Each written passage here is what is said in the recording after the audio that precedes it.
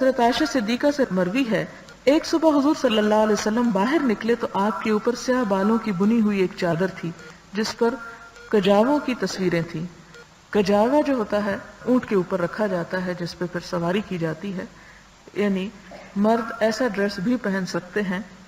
کہ جس کے اوپر کوئی نقش و نگار بنے ہوئے ہوں، لیکن یہ آپ کی قمیص نہیں تھی بلکہ چادر کے طور پر آپ نے اس کو اوڑھا تھا۔ اور اب بھی آپ دیکھیں گے جو سعودی عرب سے اسکارف وغیرہ ہوتے ہیں ان کے اوپر چھوٹی چھوٹی وہ ڈبیاں سی بنی ہوئی ہوتی ہیں اور اسی قسم کی شکلیں۔ پھر اسی طرح اگلی حدیث حضرت مغیرہ بن شعبہ سے ہے، میں ایک رات سفر میں حضور صلی اللہ علیہ وسلم کے ساتھ تھا، آپ نے مجھ سے فرمایا کیا تیرے پاس پانی ہے؟ میں نے عرض کیا ہاں، تو آپ اپنی سواری سے نیچے اتر آئے اور چل دیے حتیٰ کہ رات کی تاریکی میں نظروں سے اوجھل ہو گئے۔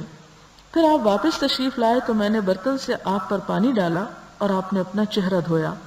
آپ کے اوپر اون کا ایک جبہ تھا، آپ اس سے اپنی کلائیاں باہر نہ نکال سکے تو آپ نے کلائیوں کو جبے کے نیچے سے باہر نکالا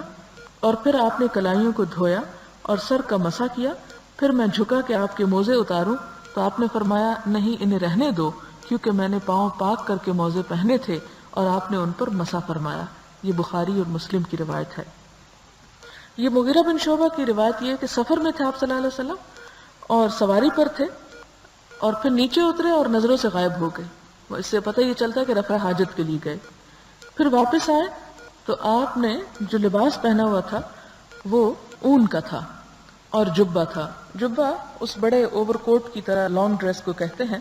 اور شاید سردی کا موسم تھا اس لیے اون کا لپیٹا ہوا تھا، اور اس کے آگے سے بازو کی جگہ جو تھی وہ کھلی نہیں تھی کہ آپ اندر سے کوٹ کی طرح اسے پہن لیتے، بلکہ وہ بھی بند تھی، لہٰذا آپ نے بازو یعنی دوسری طرف سے نکالے اور اپنے وضو پورا کیا۔ اس سے یہ بات پتہ چلتی ہے کہ بازوؤں پر مسح نہیں کیا جا سکتا، یعنی یہ حدیث میں خاص طور پر جو راوی یہ تفصیل بتا رہے ہیں کہ آپ کے بازو باہر نہیں نکل سکتے تھے کوٹ سے، تو آپ نے یہ نہیں کیا کہ پھر اس کے اوپر وہیں سے مسح کر دیں، بلکہ آپ نے ان کو اندر کی طرف سے نکالا اور ان کو دھویا۔ پھر اس کے بعد آپ نے سر کا مسح کیا۔ پھر میں جھکا کہ میں آپ کے موزے اتاروں، لیکن آپ نے فرمایا نہیں، انہیں رہنے دو، اور آپ نے ان پر مسح کیا۔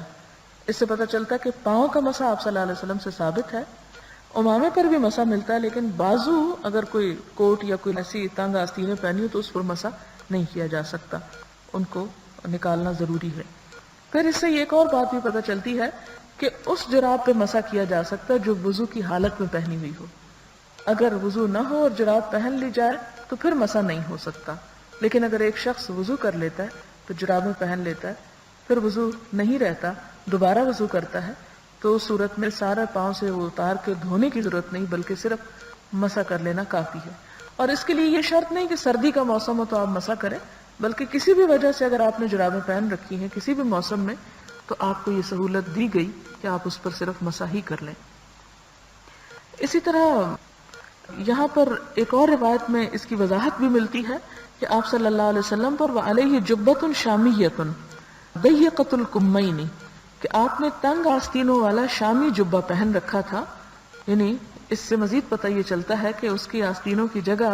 یعنی تھی لیکن صرف ہاتھ شاید اس سے نکلتے ہوں، پورے بازو نہیں نکلتے تھے، تنگ آستینوں والا۔ تو اس سے پتہ چلتا ہے کہ اگر تنگ آستینیں کسی کوٹ یا کپڑے کی ہوں تو اس پر مسح نہیں ہو سکتا۔ اور ایک اور روایت میں کہ یہ واقعہ غزوہ تبوک کے موقع پر پیش آیا،